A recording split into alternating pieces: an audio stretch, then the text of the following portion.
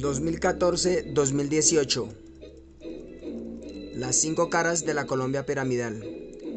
El periodo de la verdad y del cambio. Video 12C, parte 2. Comunicado público y carta peticionaria al presidente Juan Manuel Santos y Congreso de la República. Todos por la paz y el cambio verdadero que necesitamos.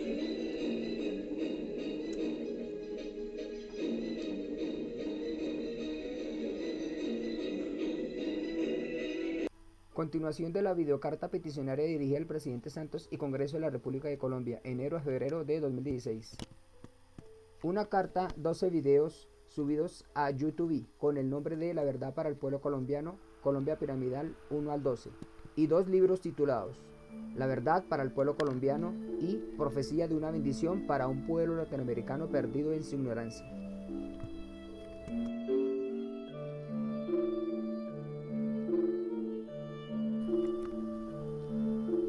Dos libros listos para su publicación y que con copia a la Unión Europea y todos los demás organismos en materia de derechos humanos para que en su conocimiento quede también nuestro radicado frente al derecho a la petición, a la opinión, a la libre expresión, a la oposición y más frente al tipo de paz y país que queremos determinar y tener.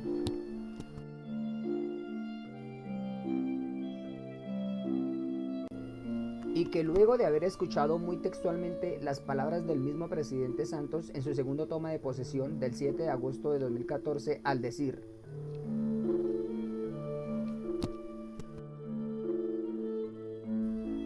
ustedes los colombianos son los que deciden el tipo de país que quieren tener, porque la paz no la define Juan Manuel Santos, la paz la definen ustedes los colombianos. Yo lo necesito a todas y a todos en el proceso de la paz, e independientemente que sean críticos al proceso de la paz, yo los necesito. Señor presidente Juan Manuel Santos y Congreso de la República de Colombia, con toda la cordialidad y el respeto que se merecen ustedes, nosotros, los firmantes, las víctimas del conflicto armado, la población de la desigualdad social y las voluntades del resto de los colombianos que se unirán a nuestra causa y peticiones firmando en el tarjetón de la paz con una J y una G en honor a Jaime Garzón para hacernos diferenciar de aquellos colombianos que le dirán ingenuamente un sí al tipo de paz que ustedes nos quieren ofrecer. Creemos muy bien que primero uno se pone las medias y luego los zapatos, pero según el tipo de paz que se está pactando en Colombia con las FARC-EP y fuera de que aún no se ha concretado una mesa serie concreta con el ELN, diríamos entonces que esta paz que nos quieren vender rápido no es más que una paz a la cual se le están colocando primero los zapatos y luego las medias. Es por ello que a nuestro criterio y juicio final para con la paz del pueblo no es más que el tipo de paz que nosotros le estamos exponiendo hoy en la presente a usted, señor presidente y Congreso de la República, una paz que hemos hecho llamar paz jamista.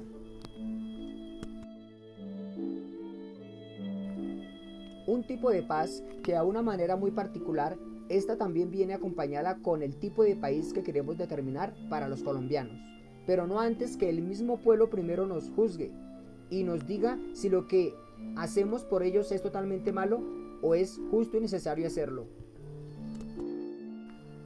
Que a razón de ello, hoy nosotros los firmantes pedimos, a manera de petición número 6, una Asamblea Nacional Constituyente, ya que esta es la puerta verdadera para que entre en vigencia la paz jamista, y así por ende poder hacer el cambio. 2015-2018, el periodo de la verdad y el cambio, un periodo crucial en el que los colombianos tomarán conciencia social sobre el tipo de paz y país que elegirán si saben elegir y determinar muy bien. Ya que con esta Asamblea Nacional Constituyente, nuestra nueva Constitución Política y Democracia serán más justas, razonables y equitativas frente a quienes se han aprovechado del poder político y del monopolio burocrático para hacer del mismo pueblo el trapero de la nación. Creemos que la nueva nación de la paz jamista cobrará su esencia real cuando exista la valentía del mismo pueblo para quitarse la venda de sus ojos, despierte y vea la buena voluntad de querer hacer el cambio de su nación, país y patria. La nueva nación de la paz jamista Es más rigurosa y menos compasiva contra quienes llevarán las riendas del país a partir del 2018. ¿Que quienes llevarán las riendas del país a partir del 2018? Ya pronto lo verán en el último video 12C parte 3 y en el libro de la verdad para el pueblo colombiano. Claro está, si así lo determina el pueblo colombiano ante la opción que le brinda la misma Asamblea Nacional Constituyente. Esta paz jamista a la cual nos referimos es en honor a Jaime Garzón. Este nombre en particular hace referencia a un tema del capítulo 7 del libro de la verdad para el pueblo colombiano, como un nuevo paradigma social al cual se especifica en dicho capítulo sobre el tipo de país que quieren tener los colombianos. La nueva nación de la paz jamista no aceptará que 1. Contratistas hallados culpables se queden con todo el dinero robado para que lo repartan entre cómplices funcionarios del mismo Estado y quienes se presten para montar los grandes carruseles de las contrataciones. 2. Funcionarios públicos y contratistas que lleguen a atentar contra los patrimonios de la nación pagarán condenas más severas entre 25 y 30 años de cárcel, con una multa de mayor peso, que estará entre los 800 y 1.000 millones de pesos. 3. Funcionario público y o contratista condenado por corrupción, que aun cuando colabore con la justicia para que su pena no sea tan alta, esta no se tendrá en cuenta, ya que más bien el colaborar con la justicia, este beneficio se verá reflejado en el aumento de las visitas conyugales y la mejora de las condiciones y atenciones mientras su estadía en la cárcel.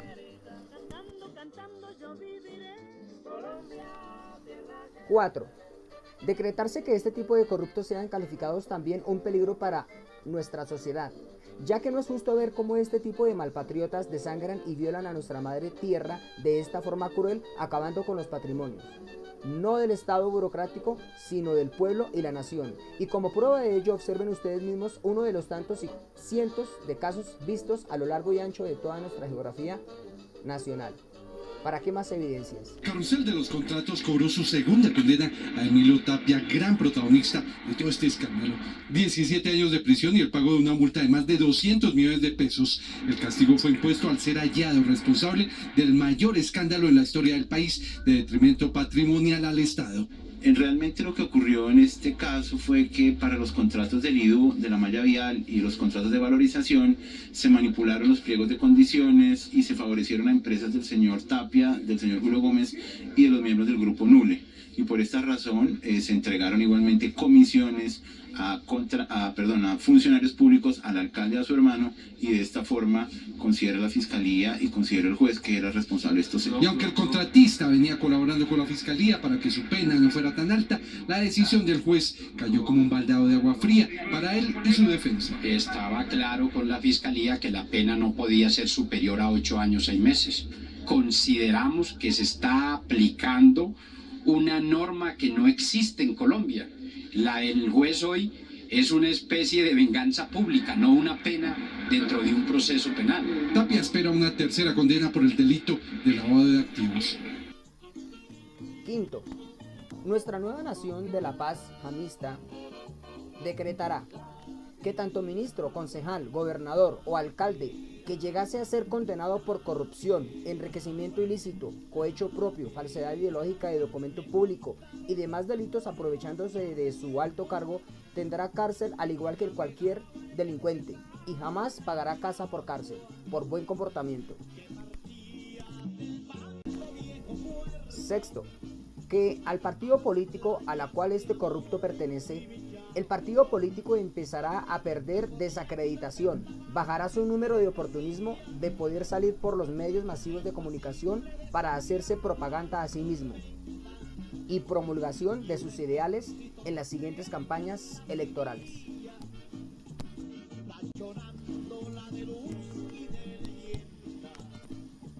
7. En su defecto, la nueva nación de la paz jamista establecerá sanciones fuertes y serias para que los nuevos partidos políticos y los ya existentes bajen los altos índices que por corrupción politiquera existen en Colombia. A manera de muestra experimental, el siguiente caso es el reflejo de los cientos de casos más que se han visto a lo largo y ancho de nuestra nación. ¿Para qué más justificaciones? Florencia, la capital del Caquetá. El juez séptimo de garantías de allá envió a la cárcel a la alcaldesa de Florencia, la señora María Susana Portela. Aquí está, ella es alcaldesa activa. Y además también le mandó a la cana a su esposo Luis Rojas Navarrete, sus 2 secretarios de administración municipal y 9 concejales de esa ciudad de Florencia. Mejor dicho, la cúpula del poder, ¡pum! Hasta el gato. Al pote, al tarro. La Fiscalía y la Procuraduría determinaron que los anteriormente mencionados son un peligro para la sociedad, pues presuntamente acordaron ampliar de forma ilegal el cupo de endeudamiento del municipio por encima de los parámetros legales con el fin de cogerse ese billete. Más presupuesto, endeudémonos, cojamos la plata que eso paga Florencia. Por esto fueron imputados por cohecho, por dar y ofrecer, cohecho propio, falsedad ideológica en documento público y enriquecimiento ilícito, se les va hondo. Los detenidos, además de la alcaldesa y su esposo, son Lino Antonio Casanova, Gisela Cavieres, José Manuel Medina, Juan Fernando Larte, Manuel Ramírez Espinosa, Oscar Eduardo Parra, José Humberto Romero, Eduardo Silva Neira, José Manuel Garzón y Sandra Lara. Sería chévere ver qué pasa allá en el departamento del Caquetá. En Colombia no se escapa pero nadie ante la tentación de doña Corruptela. Y decirle un sí al tipo de paz que nos ofrece el gobierno y el Estado es muy difícil. Ya que darle un sí, esto sería como darle vía libre a que la mayoría de las institucionalidades expertas en la corrupción se traguen y se devoren la paz disfrazada de oveja. Institucionalidades que con mayor derecho estarán abordando el posacuerdo.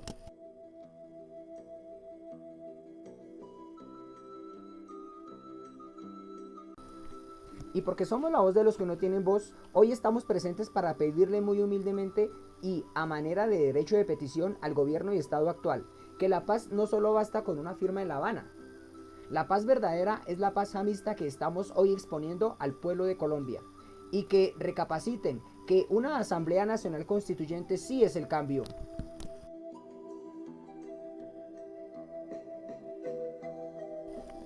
Señor Presidente Santos y Congreso de la República, esta petición hoy se la pedimos muy humildemente para que por favor incite al pueblo de Colombia para que toda nuestra nación colombiana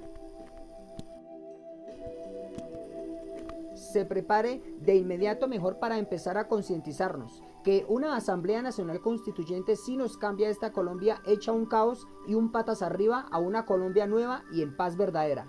Y mientras esto no sea así, esta paz de ahorita no es más que una paz a las carreras para hacernos meter lo más rápido gato por liebre.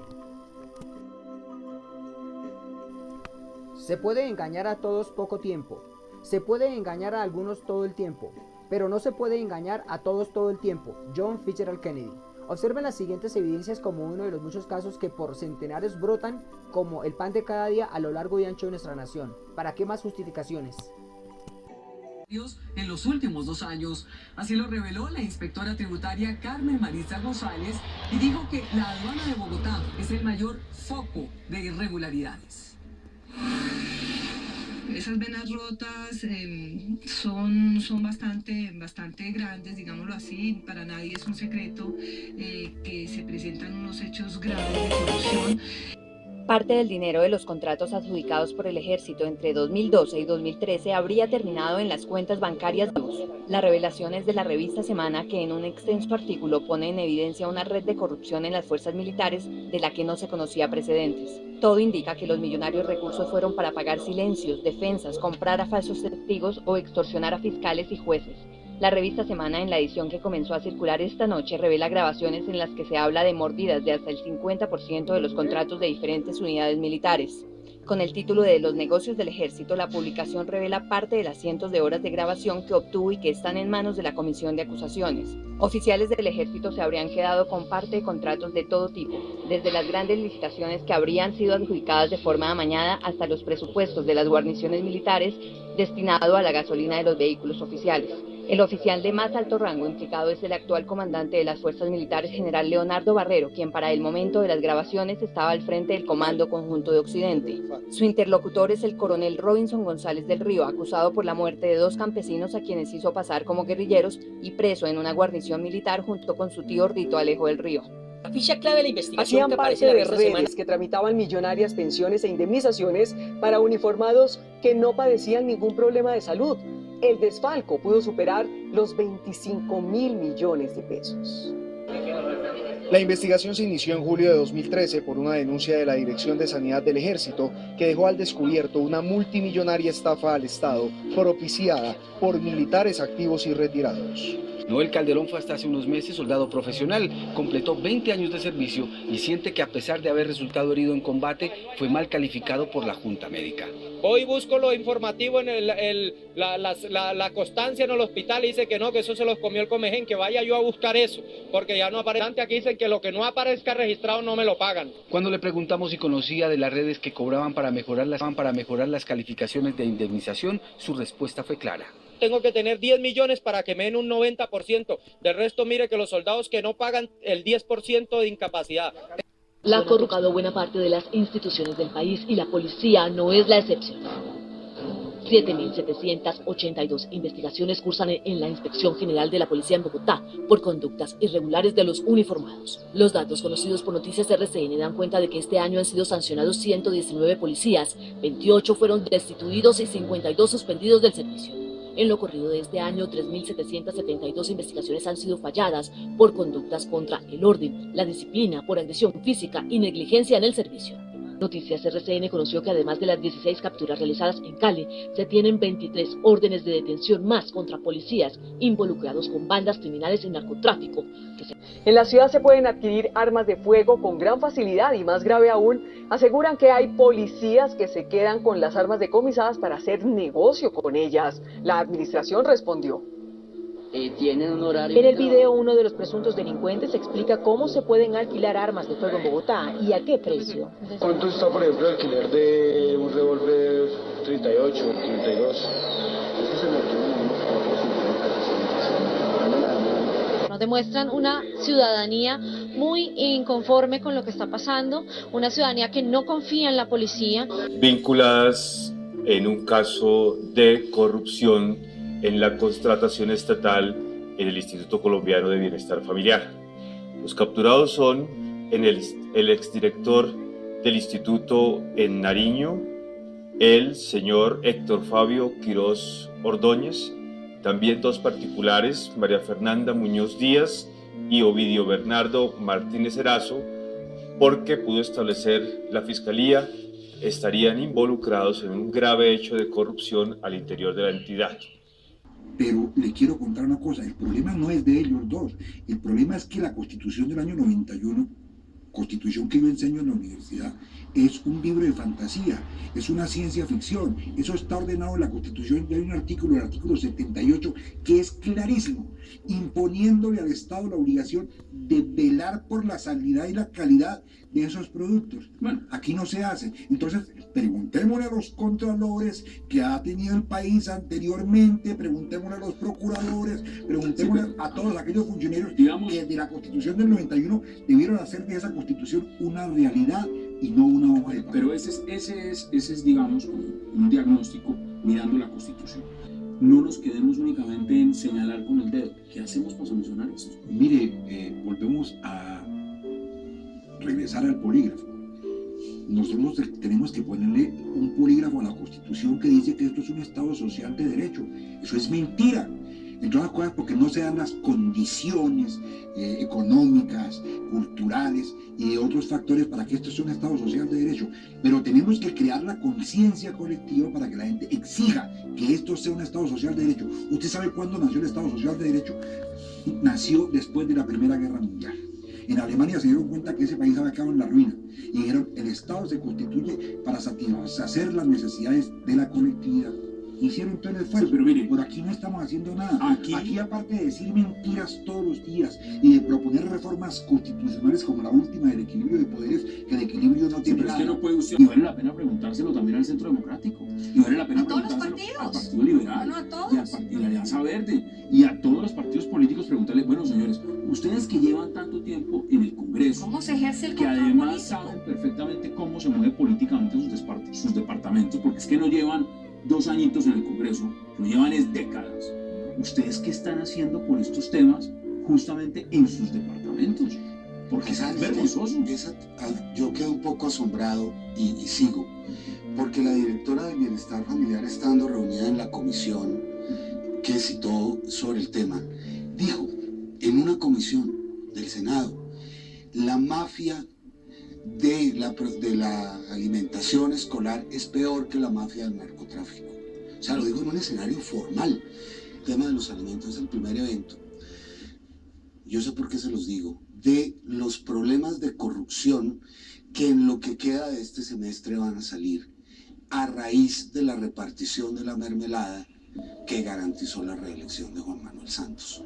Los contratos de alimentación fueron uno de los principales instrumentos de garantía y cambio en la consecución de votos en la costa. Y por eso, precisamente, es allá donde están surgiendo. Y esa mermelada la repartieron en esas. Mire, a mí me da vergüenza ajena, como decía alguien por ahí, que esto esté pasando. Eso es supremamente grave. Director, termino con esto. Desde el año pasado estamos tratando de hacer este debate. Yo no tengo la culpa de que usted lo hayan nombrado en noviembre o en diciembre. Yo no tengo la culpa de que usted no haya venido hace un mes o 2 meses, tal vez más cuando lo hayamos citado. Se dio en este momento. Y no piense que yo los debates los hago de acuerdo a la coyuntura y de acuerdo al momento. No, yo siempre he estado en la oposición, no se preocupe por eso. Y si algo lo tranquiliza, yo no voy a votar ni por el uno ni por el otro. Eso a mí me tiene, eso es lo que menos me interesa. Yo no voy a manchar mis manos. ¿Sí? Eso no lo voy a hacer. Entonces, a mí este debate, quiero decirles, ¿sabe qué me motiva? Por si usted no lo sabía, la doctora Olga fue madre comunitaria. El viceministro tiene a un hermanito, o un sobrinito, o un primito que estuvo protegido en un hogar comunitario. Y a mí me cuidaron y me criaron en un hogar comunitario, pero como niño. Unas madres comunitarias. Entonces, esto, como dice la viceministra, no es que el momento, la coyuntura política, o sea, esto venimos en estos debates desde que yo llegué a este congreso. Es más, desde que era presidente del sindicato, yo tengo contacto con las madres en el Valle del Cauca y he trabajado con ellas, para que a mí me vengan a decir que esto es un oportunismo. O sea, usted lo dijo de esta manera, director, y yo quiero que hay un interés electoral. Yo no tengo ningún interés electoral. Nosotros perdimos antier, ya perdimos. Por la corrupción, por la mermelada, por el hacker, por las chuzadas, por todas las vagabunderías que hay aquí en esta clase política. Perdimos. Oigan la cifra, 3.500 millones de pesos.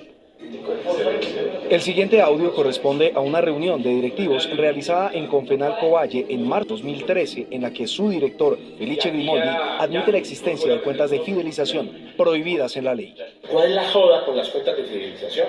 Perdóname que lo diga así. ¿Hay algún misterio? La persona que detectó estas aparentes anomalías fue Juvenal Andrade, el ex jefe de auditoría, quien fue denunciado por las directivas de Confenalco justo cuando comenzó a revelar ante los órganos de control las presuntas irregularidades. La fidelización obedece a mantener las empresas afiliadas en la caja, las cuales tampoco son debidas porque la ley 789 del 2002 así lo prohíbe. Estas fidelizaciones estamos hablando, hasta donde lo que pude descubrir, de 40.000 millones de pesos, entre fidelizaciones, bonificaciones. La Procuraduría investiga a Grimaldi por 5 faltas disciplinarias, por manejo de la contabilidad e incluso por pago de viáticos injustificados.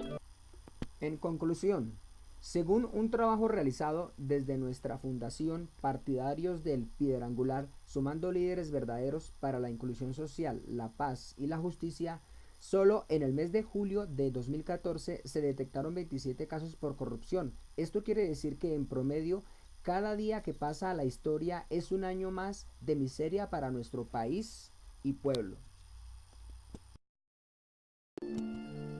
Y mientras una buena parte de la burocracia corrupta roba y sigue creciendo a pasos agigantados gracias al sistema político administrativo al cual estamos atados, es decir, gracias a la Constitución del 91 que a su misma legalidad se hace permisiva para que la violen cada vez que puedan los dueños del poder a su amplia y relajada conveniencia, dejándose a manos cruzadas a nuestra madre patria y al lado de una paz que mucho menos sabe esta porque está tan desnutrida y tan débil.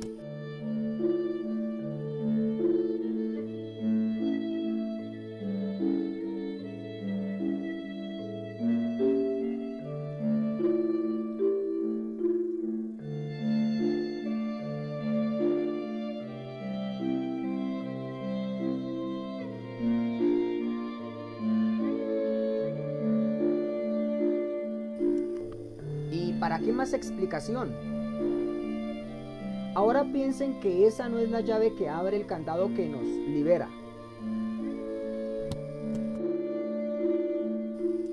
Sino piensen más bien que esa es la llave que necesitamos nosotros, el pueblo, para abrir la puerta que nos conduce a una Asamblea Nacional Constituyente. Es por ello que los primeros 8 videos de la Colombia piramidal no son más que la prueba y muestra social y experimental que fundamentamos para reiterarle al pueblo sobre su papel crucial al ignorar que la realidad es otra muy distinta a como ustedes, los dueños del poder, se la hacen ver. Una Asamblea Nacional Constituyente sí nos arregla este país de pies a cabeza, aun cuando la clase burocrática diga lo contrario, porque jamás le convendría. Ahora, para terminar, observen la necesidad de una Asamblea Nacional Constituyente para poder depurar todo el sistema de justicia y todo el sistema de administración pública obsoleto en nuestro país. Las siguientes son evidencias muy claras para los tantos casos que se han visto a lo largo y ancho de nuestra nación. ¿Para qué más justificaciones?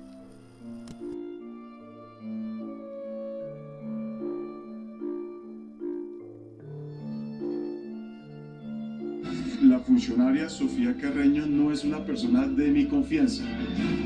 La captura de la secretaria privada del director del CTI, la señora Carmen Sofía Carreño. Esto es algo que, escándalo tras escándalo en la fiscalía, ¿no? La noticia rodó. Si no estoy mal informado por lo que han revelado los medios de comunicación, ya se legalizó la captura de esta señora. ¿Y de qué se trata todo? Pues antecedentes de 4 viajes, y la detienen en el aeropuerto El Dorado de Bogotá con $1 millón en efectivo.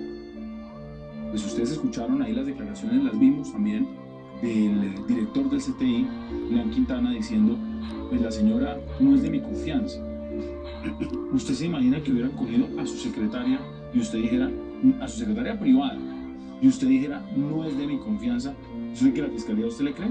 ¿Usted se imagina la palera del centro, lo que nos hubieran dado, y más siendo del Centro Democrático, un congresista Centro Democrático, con una secretaria privada metida en este lío, y que yo salga a decir, no, no es de mi confianza? Es un poco irresponsable, y nos creen a los colombianos brutos.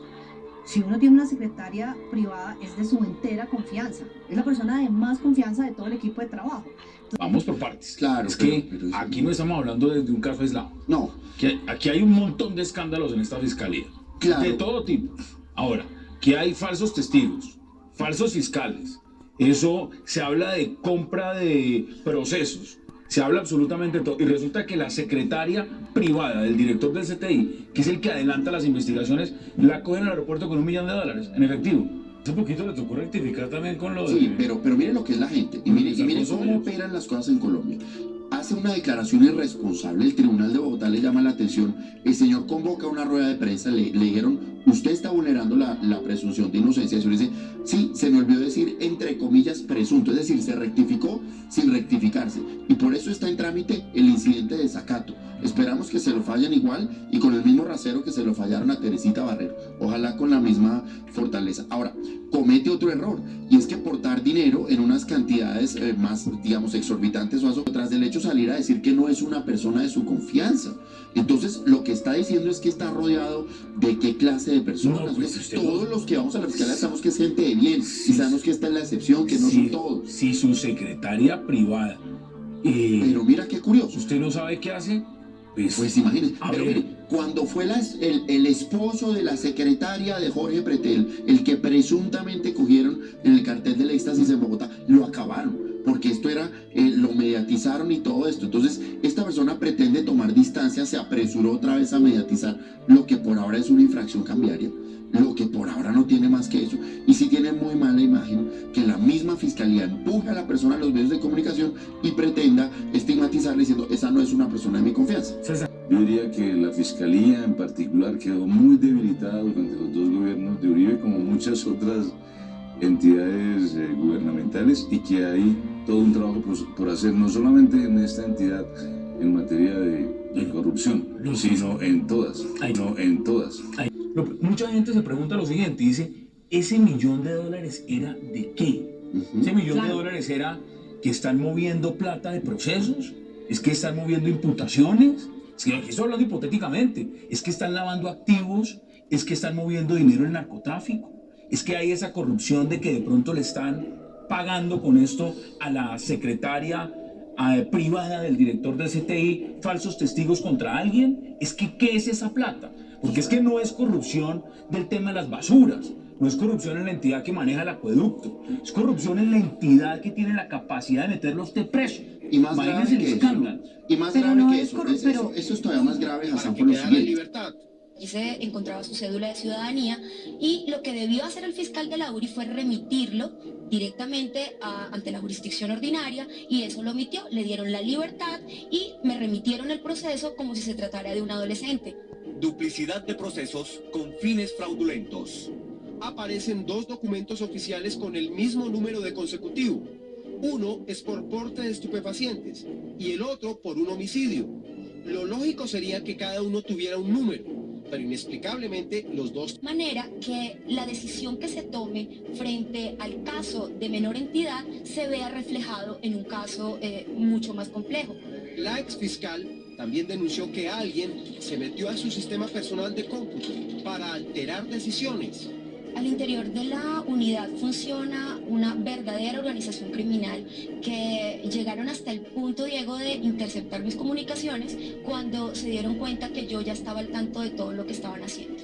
La exfiscal Orozco denunció penalmente todos estos hechos y en su carta de renuncia al fiscal general Eduardo Montiel, que tiene aquello que quisimos calcar, pero nos quedó chiviado. Un aspecto fundamental es la investigación judicial. Según un estudio realizado por la Corporación Excelencia en la Justicia, en Colombia faltan muchos medios para que los fiscales cumplan el mandato constitucional de unificar los mecanismos encargados de esa tarea. ¿Eso qué quiere decir?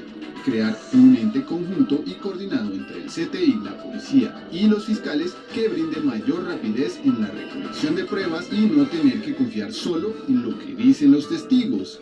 En caso contrario, en Estados Unidos existe la policía judicial que se encarga exclusivamente de investigar cada caso delictivo, recopilando pruebas documentales, científicas y testimoniales, verificando su autenticidad antes de ir a un juicio.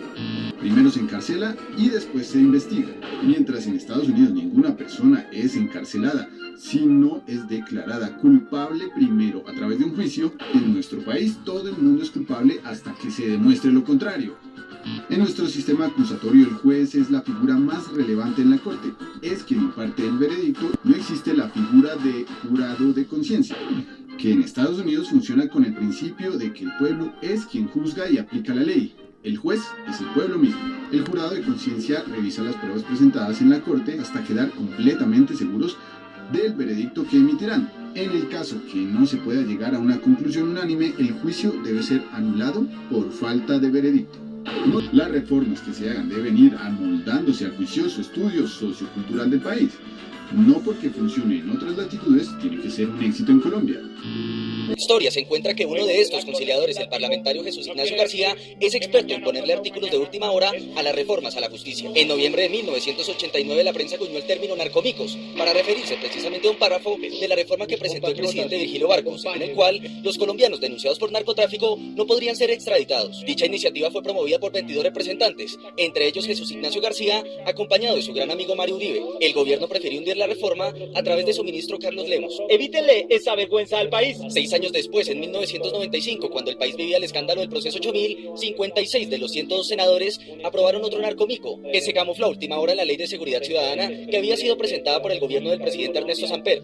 Según el artículo, ningún congresista podría ser investigado por haber recibido dinero de los carteles de la droga hasta tanto no se hubiera condenado a los aportantes, es decir, a los Rodríguez Orejuela. A pesar de la protesta de los medios de comunicación, los congresistas Jesús Ignacio García y Mario Uribe, hoy condenado por parapolítica, la defendieron. El ministro del Interior de entonces, Horacio Serpa, y de Justicia, Néstor Humberto Martínez, hundieron la reforma en encendidos discursos. La Dirección Nacional Liberal expresa su más enérgico rechazo a este artículo narcómico y solicita a la Cámara de Representantes que se pronuncie en contra de su aprobación e impida que tal despropósito se convierta en ley. En el infortunado evento de que esto no fuera posible, urge al señor presidente para que en forma inmediata objete dicho artículo, no solo por inconstitucional, sino por ser altamente inconveniente y lesivo para los intereses de la sociedad colombiana. El parlamentario Jesús Ignacio García vuelve a aparecer como protagonista de la reforma a la justicia de 2012.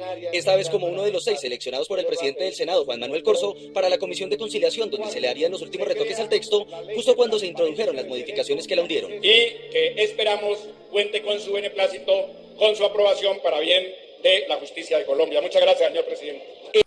Y para que lo crean aún más, vean nuestro último video 2S parte 3, ver para creer.